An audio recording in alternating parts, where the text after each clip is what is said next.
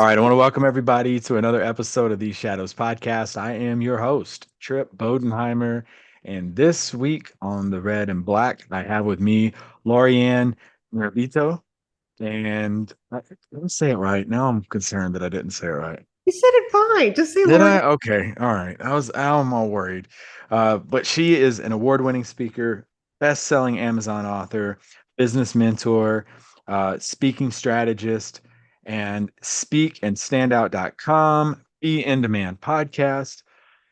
Welcome to the Shadows. Thank you very much. Looking forward to having this conversation with you and your audience. You got a lot going on just by reading all that. Just a little bit. This, Just a little bit. I'm like, I do a podcast and I'm tired, and you're a best-selling author and business mentor and speaking strategist, and ooh, it's a lot. It's been an interesting journey. Because all of those things obviously don't happen at once. Right. It's just been something that I was just working, like writing a book. I never considered myself to be a good writer. Yeah. But when I joined National Speakers Association, all I heard was write a book, write a book, write a book. And so I wrote my first book, Rethink Leadership: 4 Lessons to Make You Remarkable. And I wrote it because I, not just because of National Speakers Association saying write the book, but it's really true that when you're in the audience listening to a speaker, listening to somebody talk, like there's only so much information that you're going to absorb right then and there. So I wrote the book for after I stepped off the stage, after the conference, that people had something to refer to. Nice. Yeah. So book is actually my top bucket list things to do. And read. And it's weird how it hits you. Like this morning I was at the gym. It's so weird that I'm talking to you about this right now. So this morning at the gym, the way that I want to write my book just hit me. And I was like, I've never thought of that. Tell So me.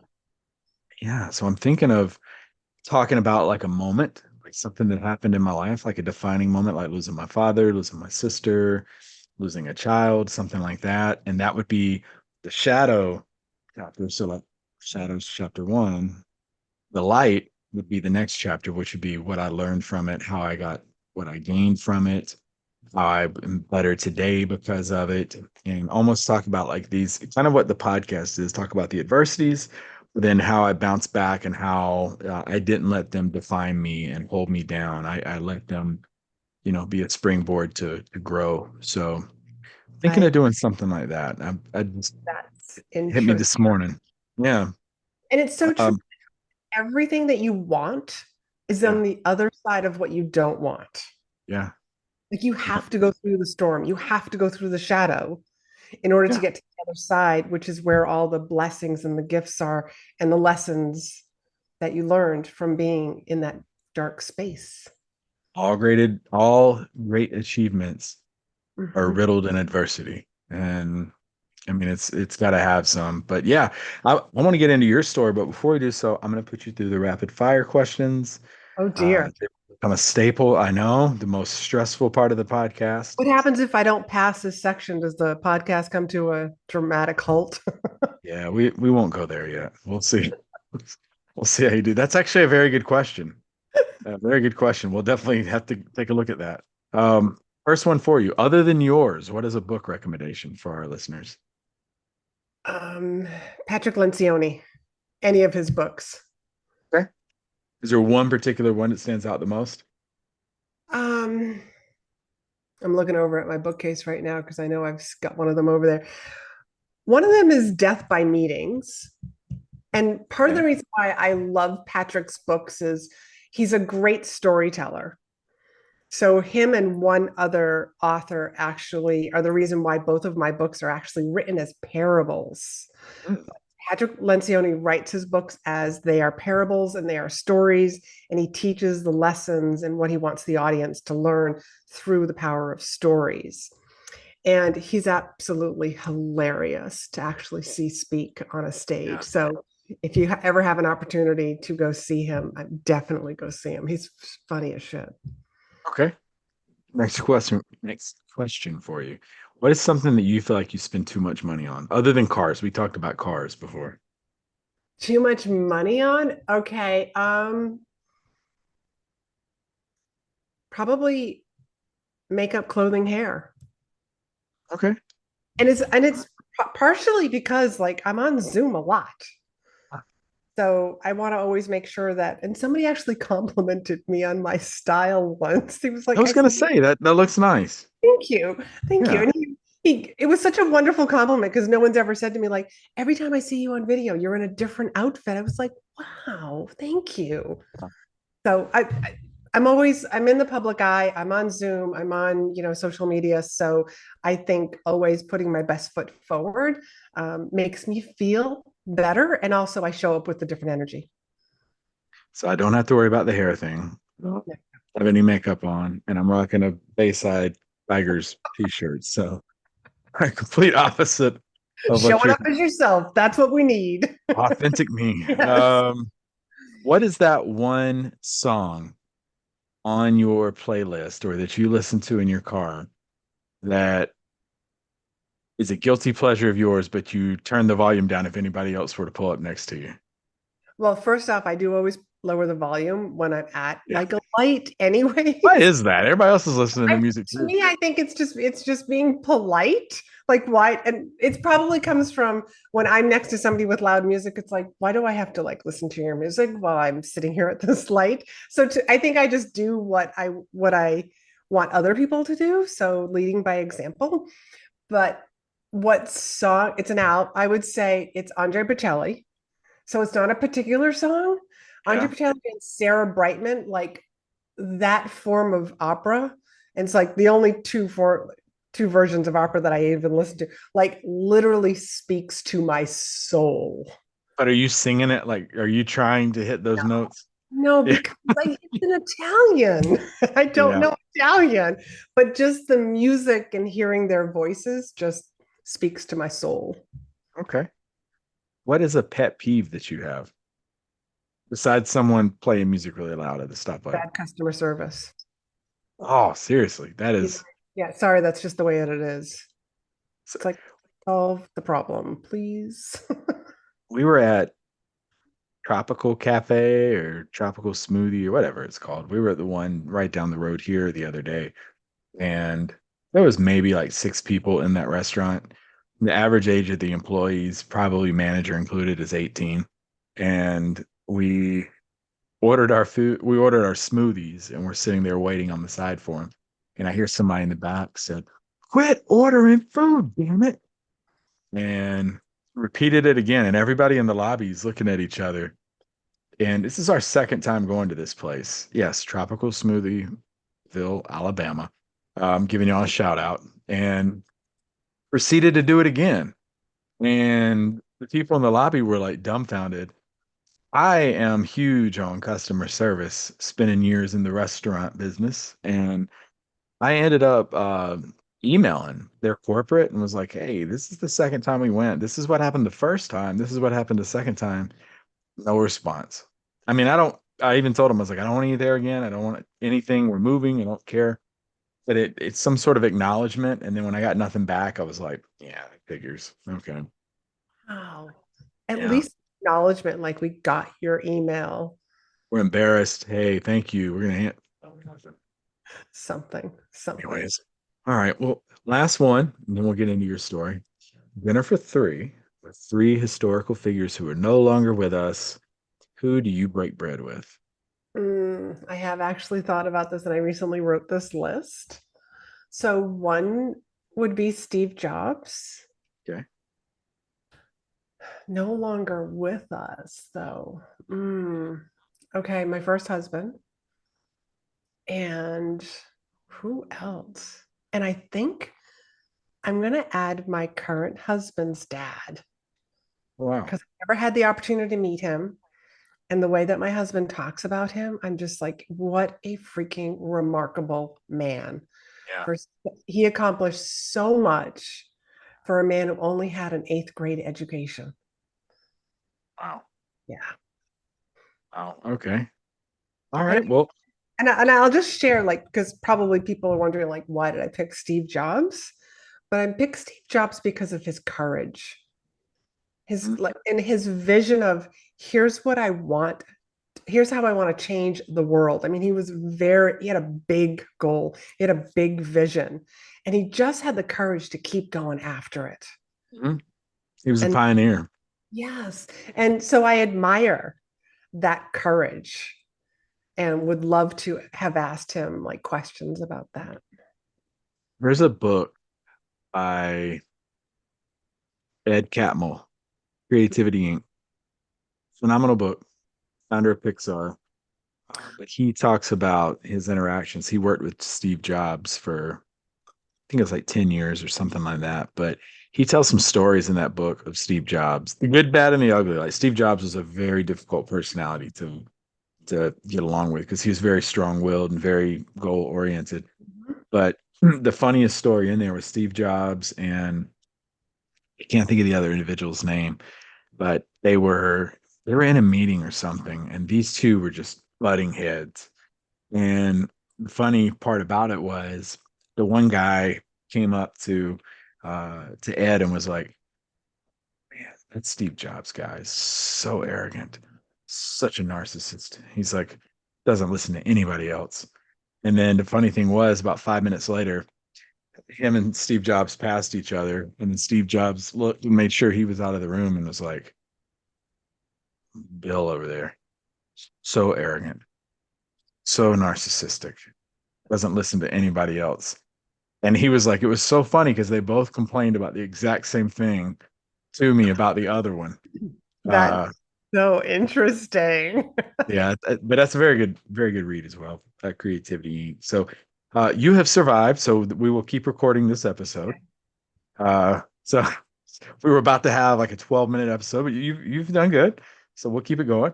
So tell us about Lorianne's upbringings. Where did you grow up and what did your parents do? I grew up in New Hampshire.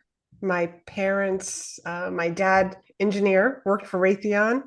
His one and Wow. only job was Yeah. working for Raytheon. And my mom was the homemaker and also worked retail. And they were like nothing about personal development. Mhm. You know, just it's just like here's what you do. You Go to get work. go to work, you know, you get the gold watch when you hit 65, when you retire. My father never understood why I would kept changing jobs when I first got out of college. Yeah. And I was just like, Dad, sometimes, and I said, sometimes you got to take two steps forward and then two steps back in order to take three more steps forward. And then when I became an entrepreneur, it was like, are you working?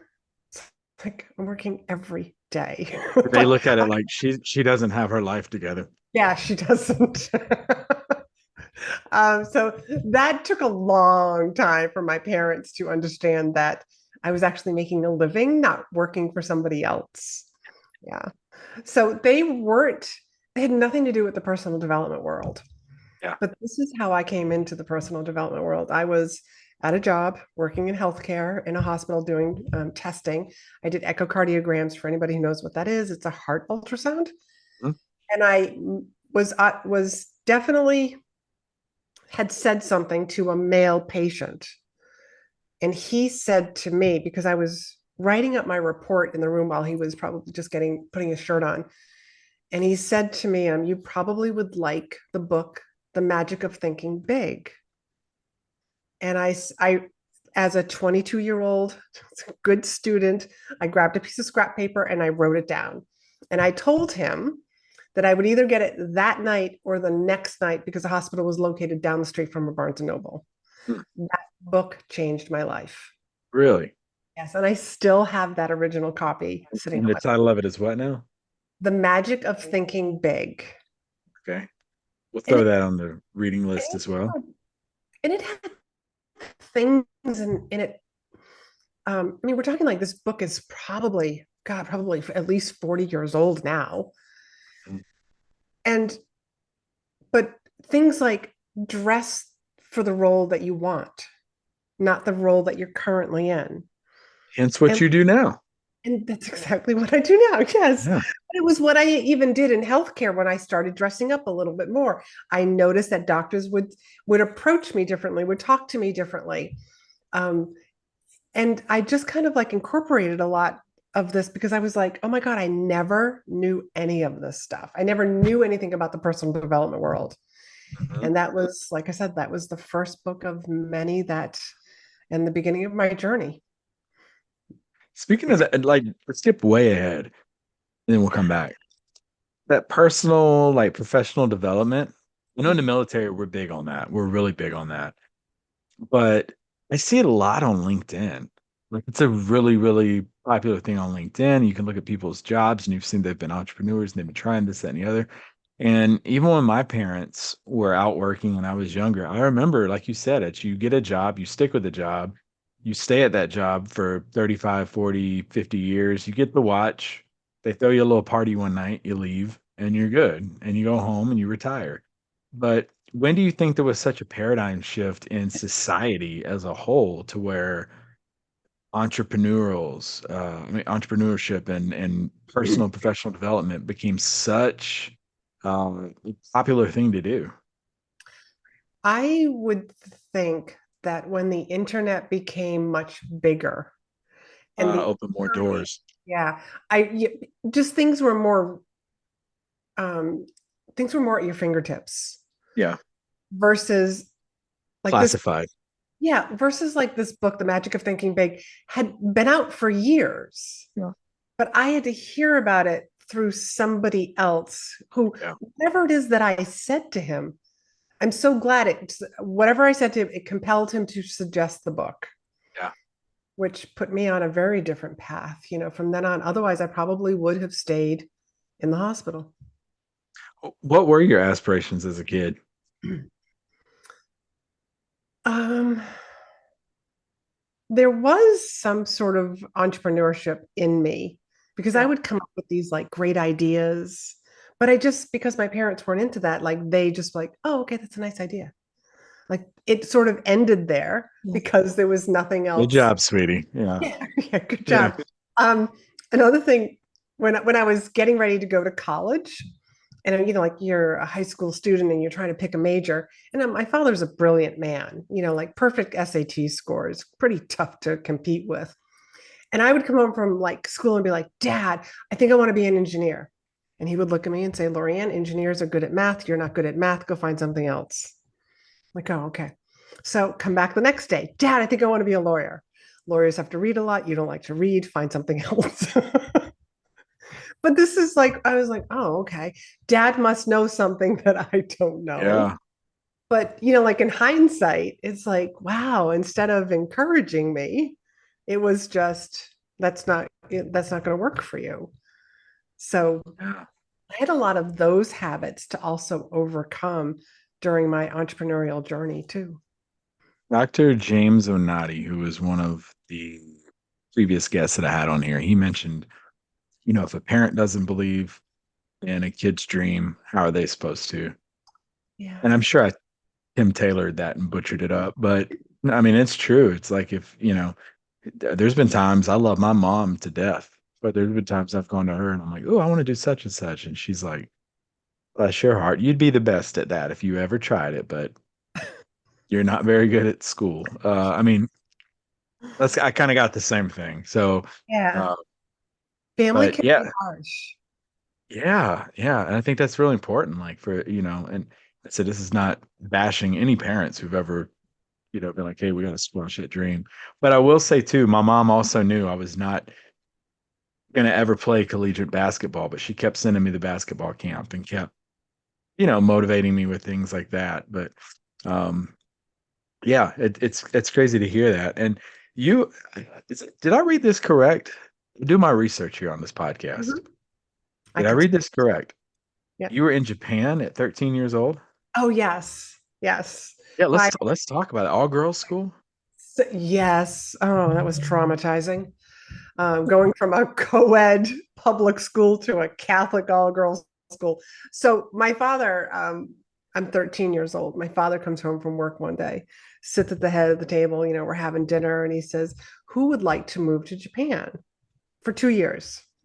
And me and my sisters, like, we've no idea really what this means. We went, yes. Again, no idea what this means. Yeah.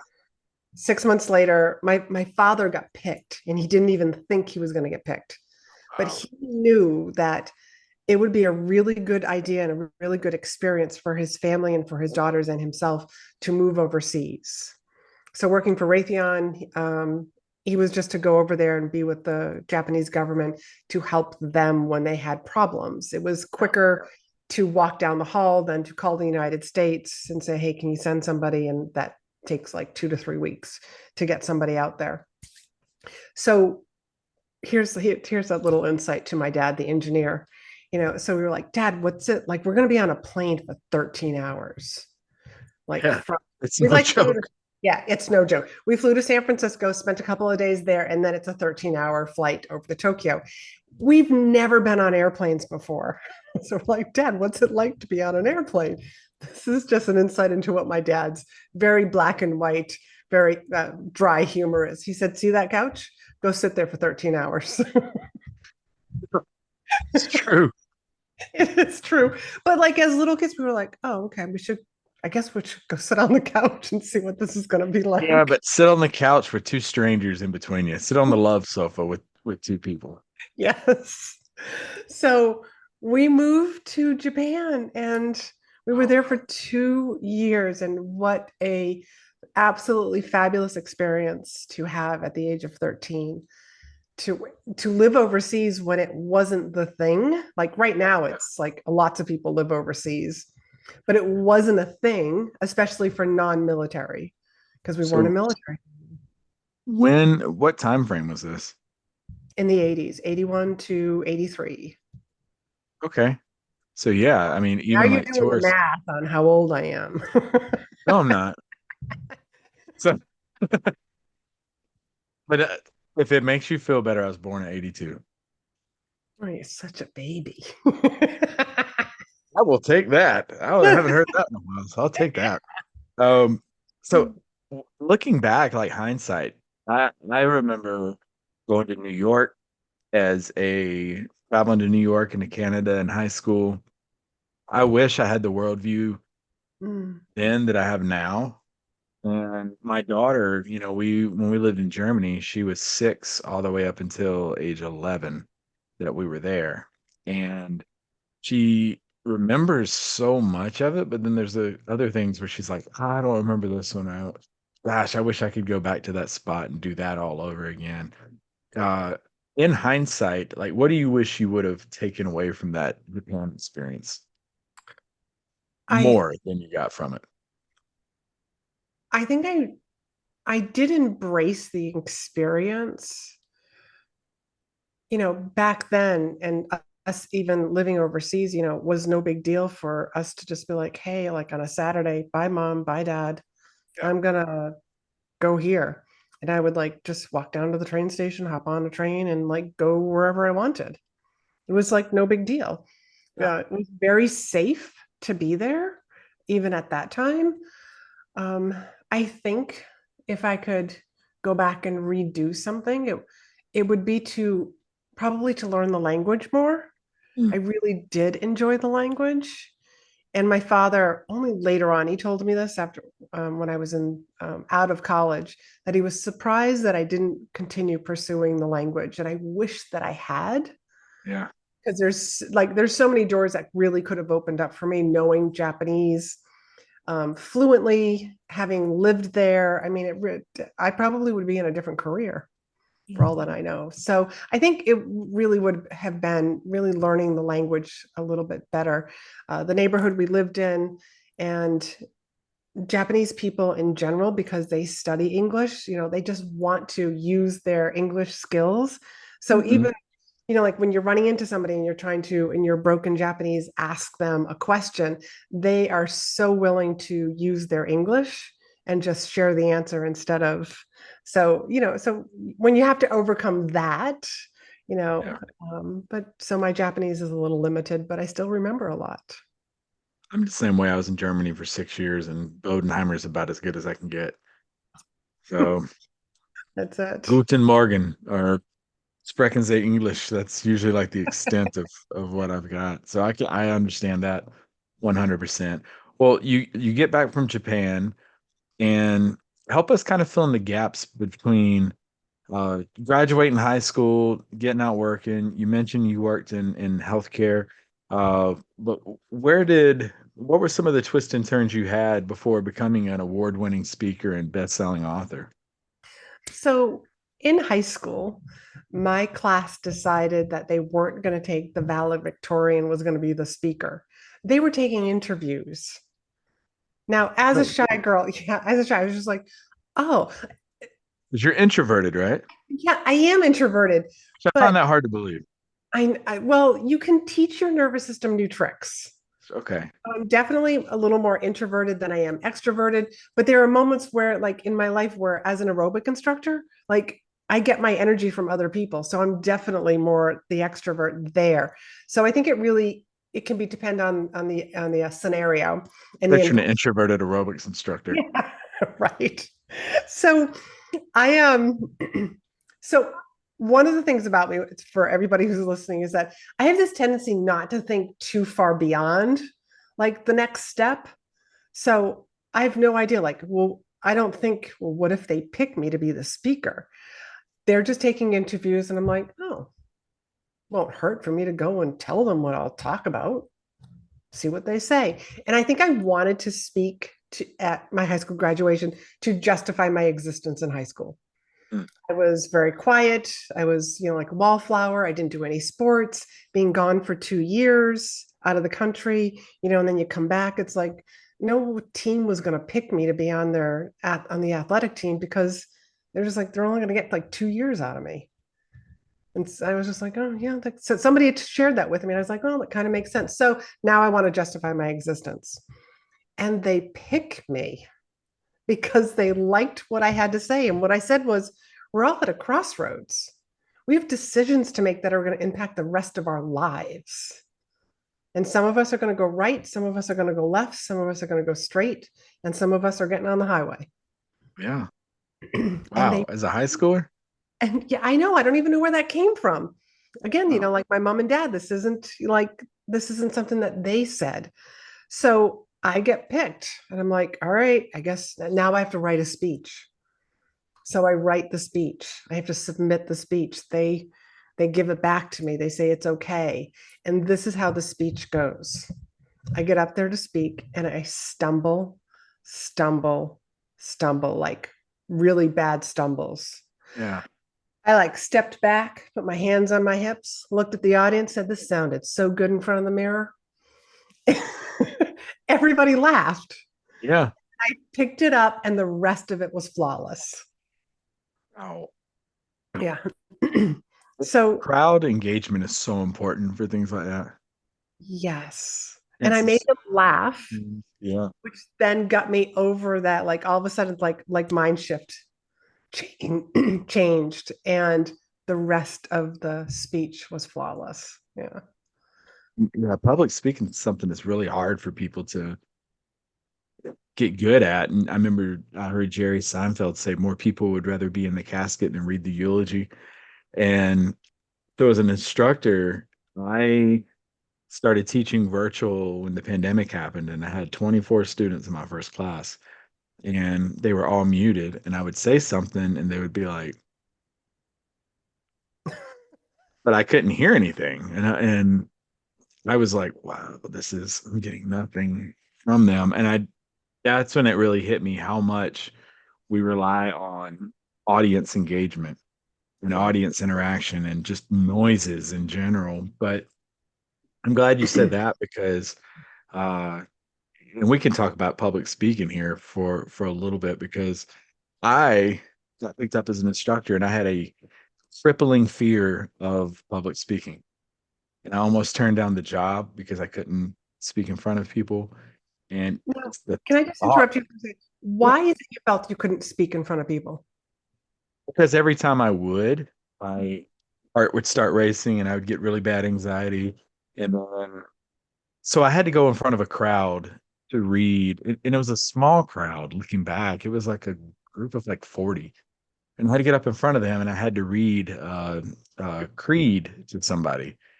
And when I started doing it, I was like, "You will be," and like my voice was crackling, and I'm nervous, and in my head, I'm like, "Just get this over with." And when I finished, people were like, "Were you crying?" And I'm like, "No, I had cotton mouth, and I was just really, it's allergy season, and I was coming up with all these excuses, and I really wanted to turn down the job opportunity." And then they were like, "Oh, you'll get good at public speaking. You'll find your way. You'll trust me. Practice."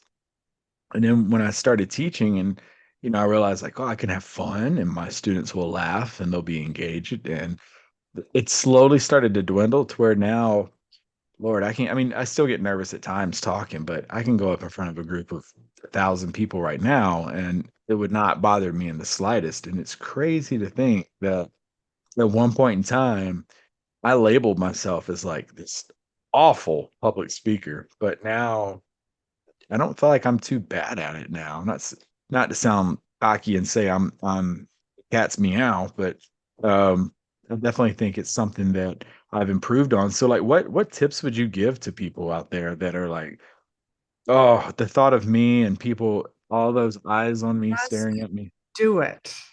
do it, yeah. Just you just sort of shared like your very first time your voice cracked, you were well, like you were in your head, let me get this over with, let me finish this, and then you came up with excuses. Oh, when people said like, were you crying? It's like, no, I was, oh, it's just allergies, like we're trying to dismiss it. Get my But clarity. Yeah, you did it. That's what you need to like wow, acknowledge yourself for, like you did it, because most of those people that were in that audience could not do what you did, would not do what true. you did, Yeah, would yeah. love to be able to do what you did. That first speech from my high school, my next time I spoke wasn't for years. And You're right. I'm going to share my next speech with everybody because it's pretty funny. So it's going to be at a networking group, a networking event. We're going to have education along with networking. It's me and a bunch of other women that are putting this event on, and they all look at me and say, "Laurie-Ann, you do the speaking." And I shook my head yes, and inside I'm like, "What the hell? Like, no, I don't speak. You're shy." But self integrity is one of my biggest values, and because I said that I would do it, I showed up and I did it. Now, this is what my speech was. I had to speak for 15 minutes in a very non-air conditioned room in July. It was like 90 degrees outside, standing room only. And I just started teaching. Nothing like what I do today. I went into what I call college professor mode, and I just started teaching. And then it came to a drastic halt. Like I ended. And this is how I ended it, Trip. Okay, now I'm done. And if you want to talk to me, I'll be in the back of the room. I mean, looking back on it, it's like, okay, princess. Yeah. But all I wanted to do was like to get away from people. I only spoke for 15 minutes. And Felt like an eternity. it does feel like an eternity, but you know what? I did it. Yeah, And everybody starts with their first couple, and they're not very good. My first Facebook Live, after being a professional speaker for years, is this flat, unemotional woman who like is like teaching again. Because I was like, how do you go from an audience to all of a sudden I'm just looking at this little light on my laptop, the lens, and I'm speaking to that. And I don't know if there's anybody that's watching. it's harder to do that than it is to talk to a group. I think so. I've But I tried doing recordings before, and I'm like, oh, this feels so off versus but seeing you you right here. but you get used to it Yeah, because you have to put the reps in at the gym.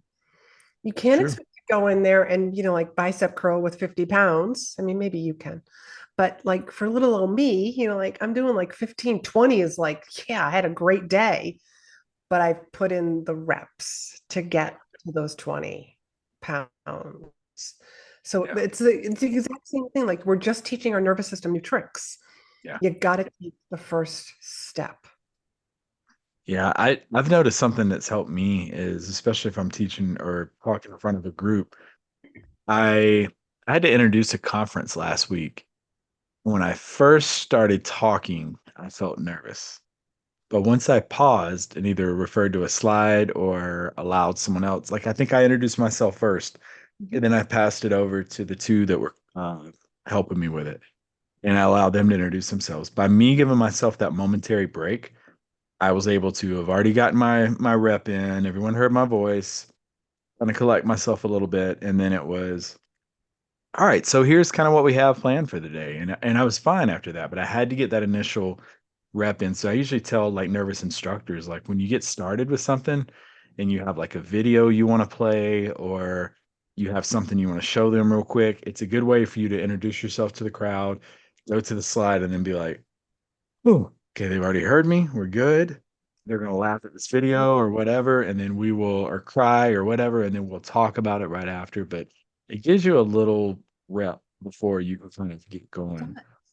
What if Um, you knew that getting nervous was just part of public speaking? Shows you care. It does show that you care, but for everybody who's listening, like a lot of times what I find is that people misinterpret that nervousness as I shouldn't be here doing this. Yeah. When actually what's happening to your body is physically getting ready for what you're about to do. You're increasing your heart rate, you're increasing your breathing, you're increasing your blood pressure. You are ready for anything. Yeah.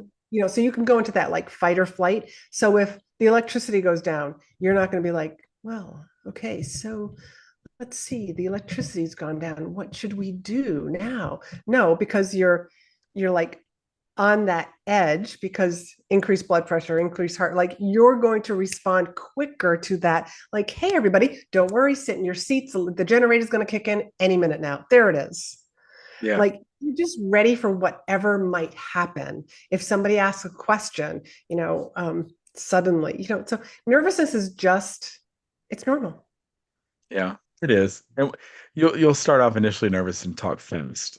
Yeah. Once you get once you get people involved, you can slow it down and use your words to take them on a story. So I have not addressed this with my cadre yet. I didn't want to, but I got up there to brief the other day. It was my final time introducing myself on day one. And I got up there and I was like, I am Edward Charles Bodenheimer. And then one of my cadre yelled out, the third. And I was like, I am the third. Uh, and then I don't know what happened, but it sounded so stupid. I just said, I'm not, yeah, obviously, because I'm not first. I'm not junior. Then I'd be my father or my grandfather. And I just kept rambling. And then I was like, I didn't follow it up with anything. I just stared at people like, so yeah. And when I finished, I was like, oh my God, that was embarrassing. Like, what was I even, where was I going with that? But I've had thousands of hours talking in front of people, and I still fall flat on my face at times with things. But guess who probably remembers that stupid comment? Only Nobody. you. Right. Just me in my head to where I'm sitting there replaying it over and over. But no one else got in the car, I guarantee you, and was driving back and was like, did you hear him say that's kind of awkward? No, if Uh, anything, they're probably like, oh, is that what the third means? He's yeah, right. they're probably like, Trip the third. Oh, Right. I get it. Yeah, yeah, we get in our own heads. Um, so tell us a little bit about, so you mentioned the public speaking piece. When did you get this? I mean, you mentioned the book, you got the Magic Thinking Big. Is that right? Magic of thinking big. Magic of Thinking Big book. You got that. And where did your journey go after getting that book? I applied the principles of the book and I went from direct patient care over to the corporate side of healthcare. Okay. And it was sort of, like a goal of mine. Somebody had come in from one of the manufacturers. They're called an application specialist. They basically teach, once a hospital buys a piece of equipment, they customize the equipment and then teach people. And I wanted to go more into the teaching people, Right. which was also part sales. So that's what I did. And from there, I ended up finding this thing called coaching and went into coaching. My intentions with learning this coaching program was like, wow, this is an amazing form of communication for selling, for my team, for my customers. But then I fell in love with it. And that's what got me to leave corporate and start my own job, start my own business. What would you say is the biggest difference to coaching and mentoring? Oh, they're huge differences. I mean, mentoring, you're really giving guidance to someone Mhm. on something that's very particular versus coaching is asking really good questions. Making So them that, think of the, yes, because people will, if they have buy-in, they are more likely to do something. So once they have my clients have the buy-in, I can then give them, here's what I want you to do between now and our next call. But I also consider myself to be more of a coach slash consultant because there are things that my clients come to me like we're crafting presentations, so I'm telling them what to do, not necessarily asking them the thought-provoking questions to eventually they'll come up with the right answer. I want to guide them so that they actually get results a lot quicker. So yeah. to me, that's what the big difference between coaching and mentoring is. Next piece, before we get into a little bit deeper with some of the stuff you've been doing. So, like I said, you claim to be an introvert, but you mentioned it earlier, and I think you hit the nail on the head where you were talking about depending on the situation. And I've seen so many times where people are like, I'm an introvert, and they wear that in all scenarios. But for me, I am a extroverted personality. But it's weird if I go like on a TDY or a deployment or like I'm about to travel to Virginia and do teaching for 2 days, I will Mhm. stay in my room if I have the opportunity to and just be by myself and work on the podcast and watch something on Netflix and relax in order to go food. And I'm okay with that versus wanting to go out and visit with 8 people while I'm down there. And so with me, it's very situational. But what do you think is one of the biggest misconceptions with the term introvert? I don't think people understand what it means The to thing be. is being shy. Yeah, they think it means being shy, but what it means is how do you recharge your energy? Do you Thank you. Energy is Yes. exactly. Do you recharge your energy by yourself, or do you need to have other people to help you Yes. recharge? That's why I got a shy streak in me, definitely, but I need my alone time Yeah. to recharge. But at the same time, like, when I used to teach aerobics, and I don't think this is being the extrovert. I think I just taught my nervous system that as soon as I put the music in and I press play, I showed up for that audience, which happened to be people who were expecting to be, let's have a really good workout, even Yeah. at the end of a long day. So I think you can teach your body how to respond. So the same thing, you got a shy streak like me. Let's go to a networking event because it's good for your business. Well, you can step into like, all right, here's who I need to be right now. I need to be a little Mm. more. Yes, I would like to go home and read a book and sit by the fire or something, but I'm going to walk in there and I'm going to extend my hand and say, hi, nice to meet you. I heard, I think it was Simon Sinek say that introverts, imagine everybody gets 5 coins each day, and introverts, every time they interact with someone, they give up a coin, and then they're out of money and they're exhausted. Yes. And extroverts collect coins. And at the Yes. end of the day, the one with the most coins is, you've got so much energy, you're energized. And I'd never really thought of it. Gosh, I've probably gone 30 some years of my life thinking that introverts are shy and probably misusing that term Well, over and over again. I don't think you're the only one. I think a lot of people, and this is the thing with rumors, basically, there was a rumor about introverts and extroverts, and it's been passed down from generation to generation. Yeah. Now we're finally like trying to break through, like, it's about your energy Yeah. and how do you recharge it. Yeah. I think that's an awesome way of explaining it. Let me ask you this before we get into your book, your podcast, all the stuff you're doing now. If you were to look back at your life, and you're the first person I'm really doing this with, and I like the dinner for three. I kind of like that number three. We've established it with my name. What were like your three shadows moments in your life where you had some sort of adversity but you were able to grow from that. God, this reminds me of a Toastmasters speech I gave. And one of them, it was, even though I thought it was a great idea when my dad said, "Who wants to move to Japan?" because we had no idea what it really meant. By the time it was, we were to go, like, I wasn't ready to leave my friends.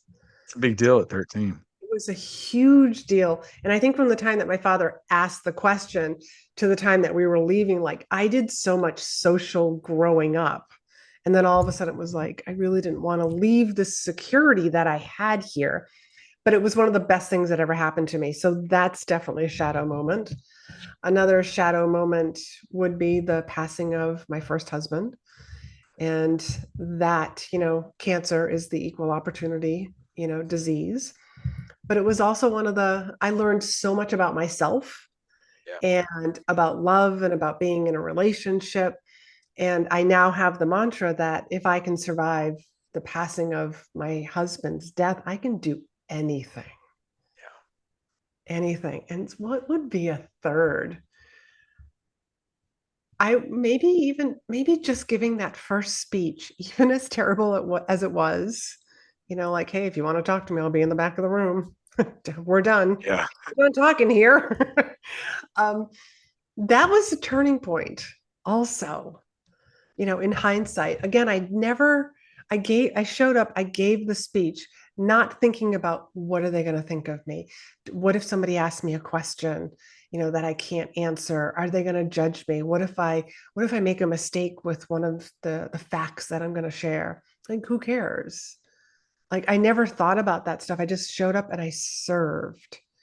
So being able to just serve an audience, I think will basically serve you well, especially when it comes to public speaking. You really have to get out of your own head and more Yeah. into just like your body and how can I share and make a difference for this audience today that will change their life. Yeah, and thank you for opening up with those. And one of the things I want to ask you, you've mentioned it a couple times, but the passing of your husband. If you don't mind me asking, how long were y'all married? We were married for 8 months. 8 months.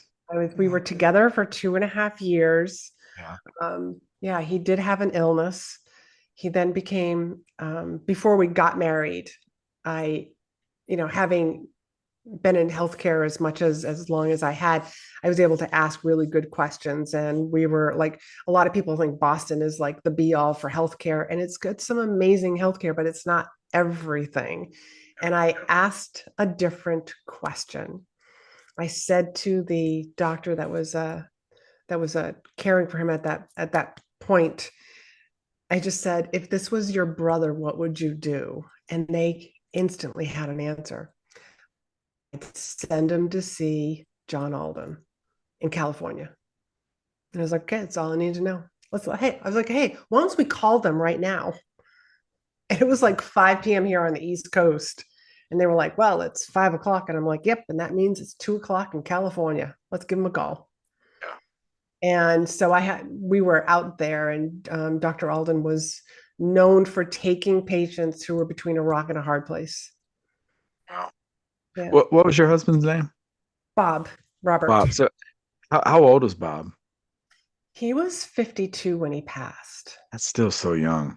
He's so young, so Yeah. very, and he just had so much to offer. And I'll share a story from my sister. My Yeah. sister shared with somebody that when she was saying that, she was like, oh, my sister lost her husband. Oh, how awful. And her response was, not really. They lived a lifetime of love in a short period of time. And I love the way she put that, because I feel like that's so true. My time with him was not supposed to be long. I came in to help him probably just with the ending of Yeah. his life here. And Wow. maybe that's not the way I should be looking at it, but you know what? That way makes me feel better. Yeah, I can relate to that though. I only had my father for 11 years. I had my sister for 16, well, 15 years because I was a year older than her. but I say it and it sounds weird, but I consider myself lucky to have had them for the Yes. time that I did. Mhm. And I'm where I am now because of those relationships. My mother will say that the love she had with my father, she would never be able to capture it with anybody else. It was unique. And then she met my stepfather, Alan Simmons, who was the greatest man to ever walk the face of the earth. And he Oh, passed away at a very young age as well due to some complications from a surgery. And she still says, I'm so lucky that I had those. He was only like 15 years with him. yeah. So yeah, I mean, that is a small snippet of time, but gosh, what a blessing to have even had him in your life. What I like to celebrate people on here that are no longer with us and that we shared time with. Mm. What's like one good story you remember that really stands out most that you probably still catch yourself kind of laughing at? Okay, so here's a funny one. This was probably a day or two before he passed away. And I had come in from doing whatever, and he was in the living room, and he says to me, because he was very sarcastic and funny, he said, "Well, you're awfully peppy for a woman who's about to lose her husband." And I went, huh. I went, would you like me to be crying and sad, or would you like me to be happy and laughing? And he said, I'll take the happy and laughing. I said, you got it then. Like I was big on orders. Like, okay, if that's what you want, I can do that. I mean, Yeah, I would and imagine his mindset then, have, yes. and to And have a little bit of humor in there. like why I just always like thought like if I was dying, do I want to be surrounded by people who are sad and crying? Like that would just make me more scared and like, wow, like I'm leaving these people that I love. Like, how are they going to be okay? Versus I was smiling and like his last moments were like they were joyful. Yeah. He was surrounded Yeah. by love. Mm. I've I've always, this gonna sound weird. I've always thought about, like what is my legacy? What is my last words gonna be? When is my time? And especially because I've been surrounded by death my whole life with family members and people that I love. And I catch myself, like you said, like I'm having a good time with my daughter or my wife or something. And, my daughter and I, she's my best friend on the face of this earth. And I'll do something or I'll have a great day with her. And I catch myself smiling and I'm like, this is the perfect day. Today was my last day here. What a better way than to have this moment and to have this time, like you said, as opposed to everybody surrounding me crying. And, ooh, that'd be tough. That'd be really tough. But Yeah. yeah. So yeah, what do you think was the biggest thing you learned about yourself through all that adversity that you were put through with Bob? Whew, that I can handle it. You know, it would be, and this was his metaphor. If he felt like his illness was like somebody handed him a spoon at the beach and said, go move all the sand. It's like, okay, I'll get to work. You Yeah. know, it's like one teaspoon at a time. But you just keep working. You just keep moving in the right direction. And the same thing, like I had no idea what was going to happen. I didn't know that he was going to die. I just thought that like, oh, okay, like we're just like we're going to have some challenges. Like what married couple doesn't? You know, I just kind of have an idea of what some of our challenges are. They're health related. But I just, you know what? I just one spoonful of sand at a time. I just kept doing what I needed to do each and every day. Yeah. And you've done amazing since then. I mean, speaking coach, like we talked about, then your book, Rethink Your Leadership. How cool was that to not just write your book, but I like to ask the question of like, you open a box for the first time and you open it and you see your book sitting there with Yes, the cover and everything. How cool was that? it's so cool. It is absolutely exhilarating to have those, to see the finished product, Yeah. because that's basically what it is. It's like I worked really hard. So my very first book, I remember like one day, like I was trying to write it like typical from beginning to end. And I was just like, all right, I came up with the title first. It was like Mhm. Rethink Leadership, 4 lessons to make you remarkable. All right. Well, that title kind of says it all. What are the 4 lessons? And I wrote down what the 4 lessons were. And I was like, okay, what order should they be in? And now I had like this outline, and I Yeah. could actually jump from chapter to chapter to write the whatever chapter I felt like writing that day. So I didn't have to write it from beginning to end. Right. And my first book is written as a parable in a non-gender. There's no Mm. mention of who's male and who's female. The characters become who you need them to be. That's how I Mm. wrote that book. My second book, the characters have genders, but Yeah. it's still a modern day parable. But yeah, it was quite the accomplishment. And what Yeah. happened was I had told somebody that I was writing a book. And I was just like, oh shit, now I said it out loud. Somebody I don't really know. I have to write this. And literally within 6 months, I had the finished copy in my hand. Yeah. Wow. How was it first time you sent it to someone to check for revisions and stuff? Was it kicked back like, "Whoo, we got some work to do," or was it like, "Wow, this is pretty good"? What I did was I gave copies of the book to some people. So I call it like you just have like an inner circle. So when you write your book, you want some sort of like an inner circle who are going to read parts of it and just give you some feedback. And I got just really good feedback because, like I have a tendency, like as a writer, you know what you're trying to say. But as somebody Yeah. who wasn't inside your head, I just wanted to make sure that everything makes sense. Yes. And that was the feedback that I wanted from people. I told them, don't edit the book. Don't edit where the commas need to go or where, proper pronunciate, whatever, grammar. I said, your job is just to tell me if this makes sense. Okay.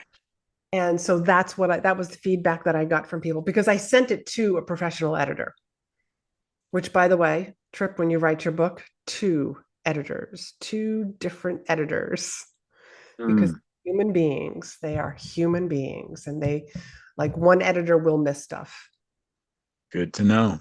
Yeah. It's weird when I read a book. I'll read a book every now and then, and I'm like, did I did I read that wrong? Is that the grammatical error there or punctual? Yeah, It it's good to know. happens. Yeah, yeah, It it's good to happens. know. I heard I had Mary Polanco on the podcast. She's an awesome one to get you in contact with. I mean, God, you two could do some magic together. She wrote a book, or she's writing her book, and she said that she created the cover first, and then Wow. used the cover as her inspiration for writing the rest of the book. And she said that helped her kind of visualize like how she wanted the book to flow and lay out. And I had someone reach out to me afterwards and was like, I'm writing a book. I love that idea. I'm still in that for my next one. So I like your idea of kind of, I think when I do mine, I'm going to do yours of kind of laying out everything almost like with a little flow chart and then get that cover created too. But also your podcast, the Be Mm. In Man podcast, real sharp looking podcast cover that you got there with the business attire the on all dressed nice. How in the world did you get into podcasting? And tell our listeners how hard it is to podcast because it is not the easiest thing in the world. Time consuming. It is very time consuming, but Fun. love it. So Yes. it's a mini stage of mine. I mean, everything that I talk about is like, how can you be in demand? How can you speak up and share your message and share your stories and your solutions with others? Yeah. So podcasting for me is a very intimate mini stage.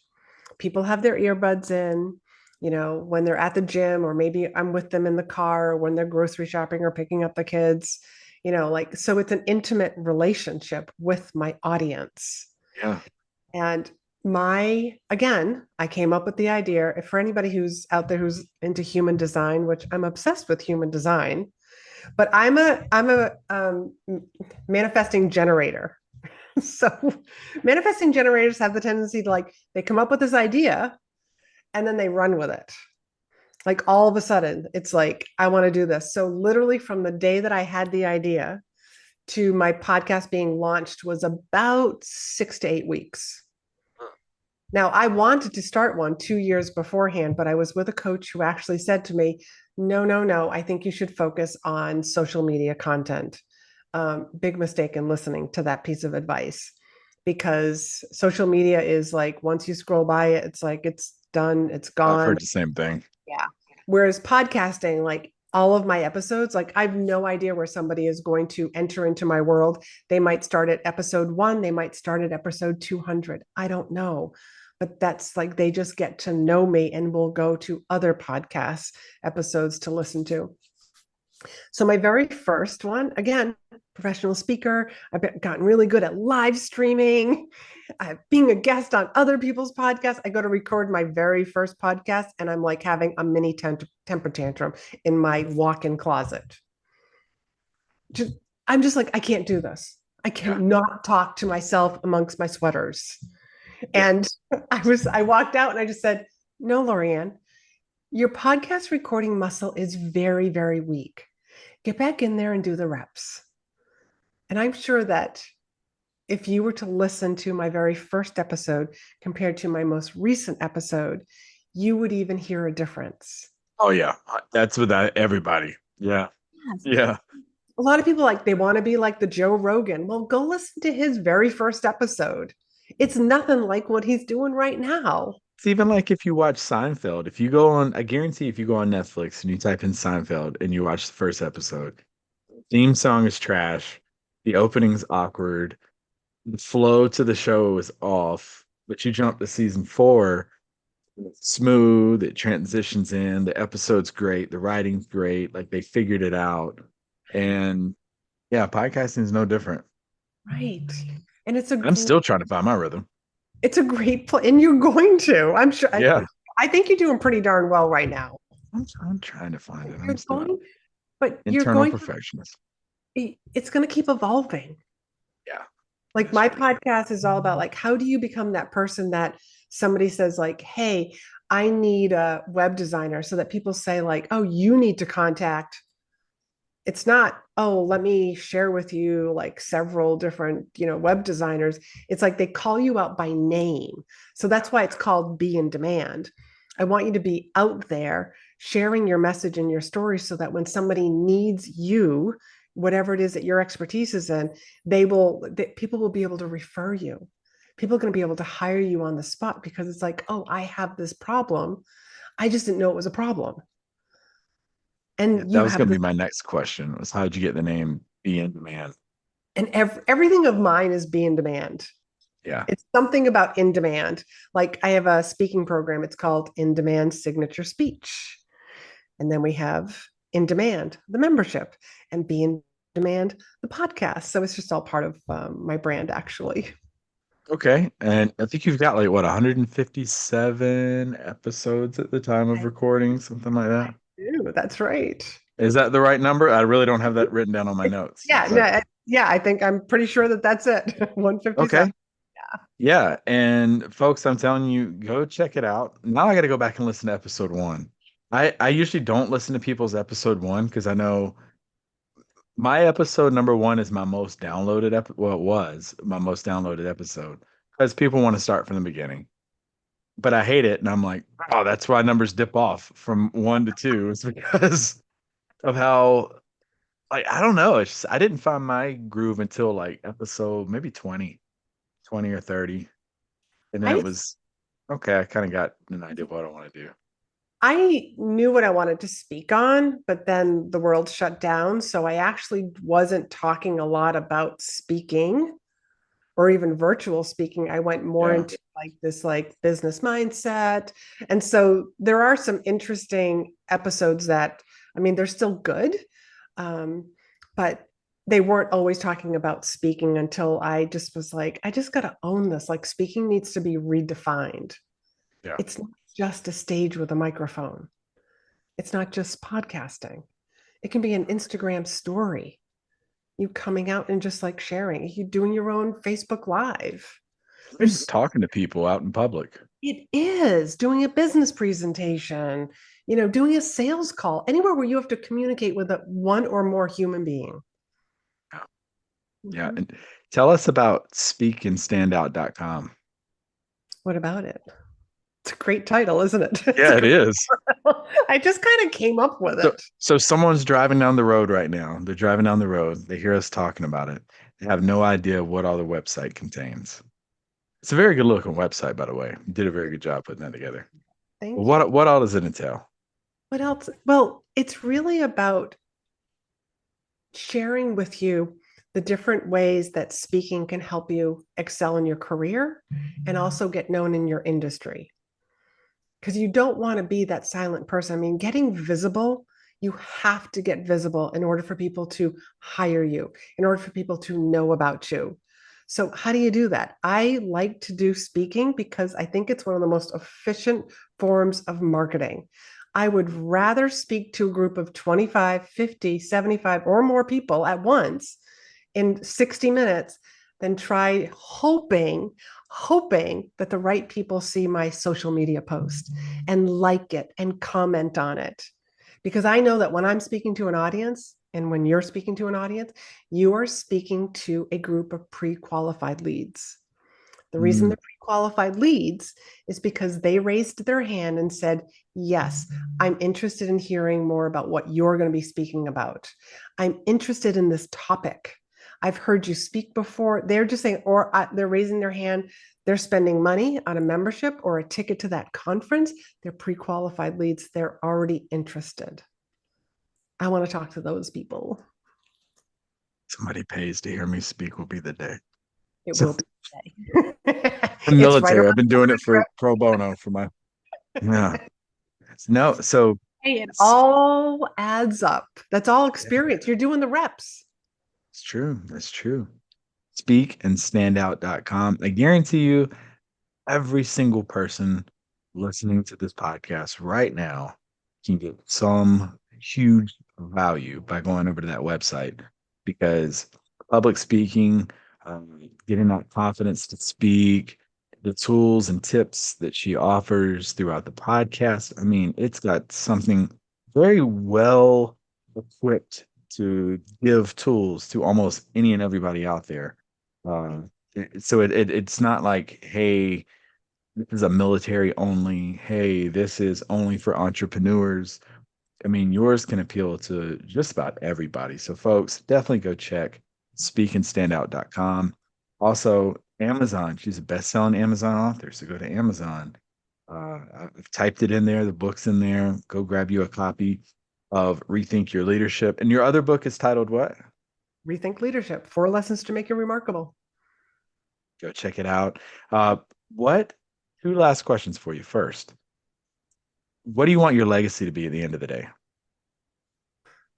Oh, I want my legacy to be that I gave people the courage to speak up, to share their voice, to share their thoughts, because that's the only way that things are going to change in the world is when we have people who have great ideas, when they speak up and they share them.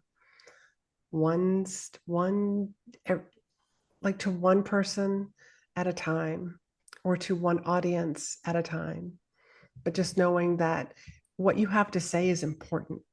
Like somebody needs to hear your story. And I'm trying something new. There's a lot of new things I'm trying here with this podcast episode. Wonderful.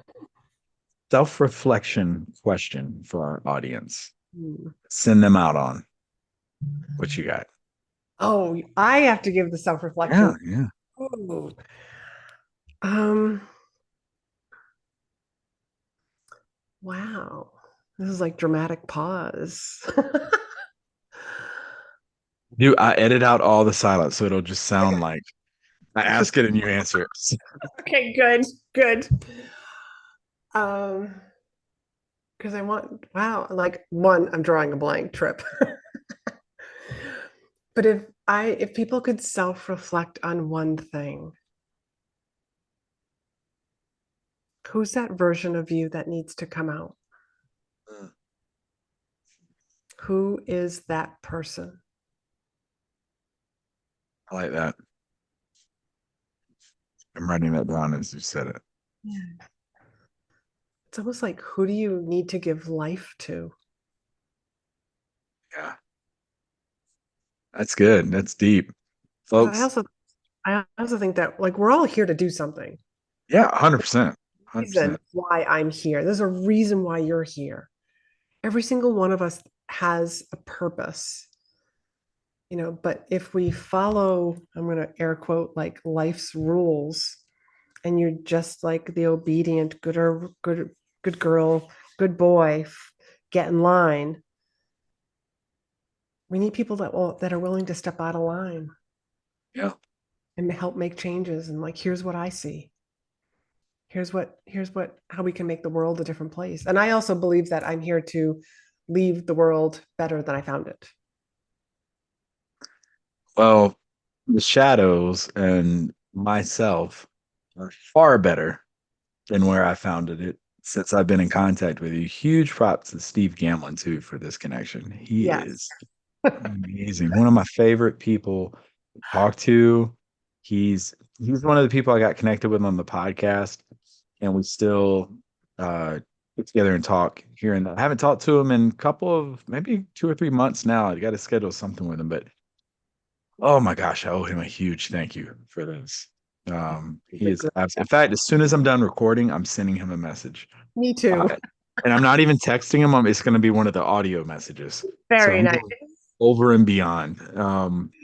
But no, just having this connection with you, and this isn't, kind of behind the scenes. This isn't just, I got connected. Hey, when do you want to record? Yeah, let's set up this date. Actually being able to, text you back and forth and just chat with you and you saying, hey, I got these connections for you and stuff. It's been remarkable. I can't thank you enough for this friendship that I've established with you from doing this. So you're amazing. I think the world of you. Thank you so much. Thank you. When you're ready to write that book, let me know. 100%, 100%. Yeah. Yeah, Let's absolutely. make Well, it best. folks, Let's make it a bestseller. let's do it. Let's do it. Yes. A Wish bestseller, wish.com bestseller. That's going to be my thing. But no, folks, if you like everything we're doing here on the Shadows podcast, we definitely encourage you to head over to Apple Podcasts, Spotify, or if you go to the shadowspodcast.com and up top, we have leave a review. You can leave us a 5-star review and just let us know what you think and which episode stands out most to you, which one impacted you the most. That definitely helps out with all the wonderful world of algorithms and getting the message out there to the shadows. We're thankful for all the messages and the feedback that we have received and those reviews as well. So please help support the show and head out and leave us a review. But until next week, we'll continue to bring those stories out of the shadows and into the light here on the Shadows Podcast.